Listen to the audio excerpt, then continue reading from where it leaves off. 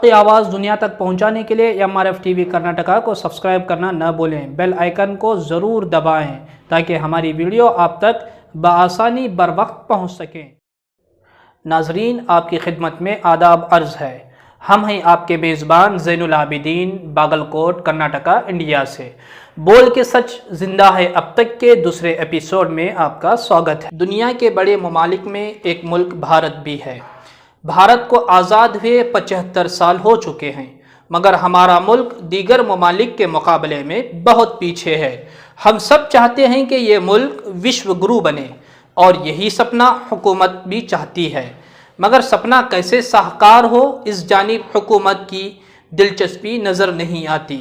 صرف سپنا دیکھنے اور عوام کو دکھانے سے سپنا پورا نہیں ہوتا، بلکہ اس کے لیے محنت کرنی پڑتی ہے۔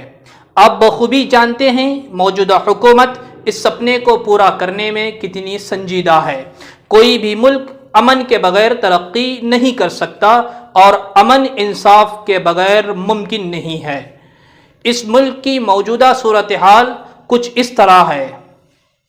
یہاں غریب ہوتا جا رہا ہے اور امیر روز بروز امیر ہوتا جا رہا ہے۔ کسان پریشان ہیں، مزدور مہنگائی کے چلتے خودکشی کر رہا ہے۔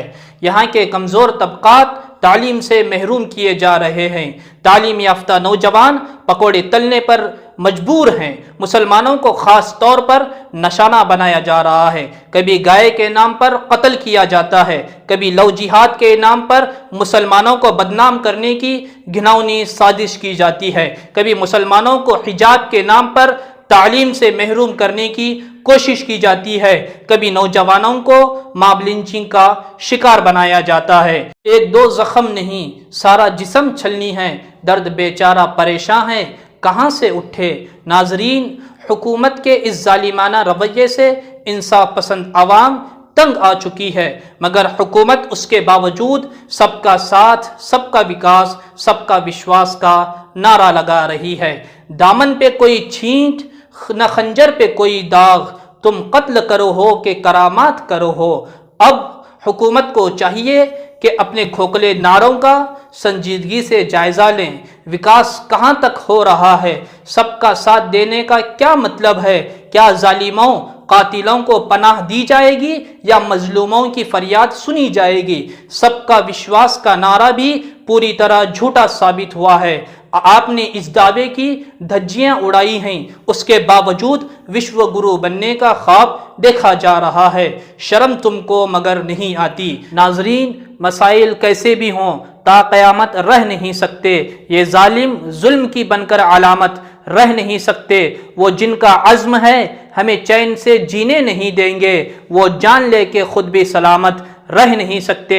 حکومت کی فرقہ پرست ذہنیت کا مقابلہ بڑی حکمت و ہمت کے ساتھ کریں۔ جوش میں لیا گیا ہر فیصلہ نقصان دہ ہوتا ہے۔ سیاسی چالوں کا جواب احتجاج کے ذریعے سے نہیں، دانش مندی کے ساتھ دیا جانا چاہیے۔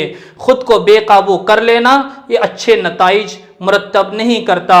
یوں تو مقتل میں تماشائی بہت آتے ہیں، آؤ اس وقت کے جس وقت پکارے جاؤ۔ آج کے لیے اتنا ہی، اگلی ایپیسوڈ میں ملاقات ہوگی۔ حق کی پہچان، بے زبانوں کی زبان، مظلوموں کی پکار، امن و یکتا کی مثال MRF TV کرناٹکا پیش کر رہا ہے آپ کی خدمت میں بے باک انداز میں حقیقی صحافت۔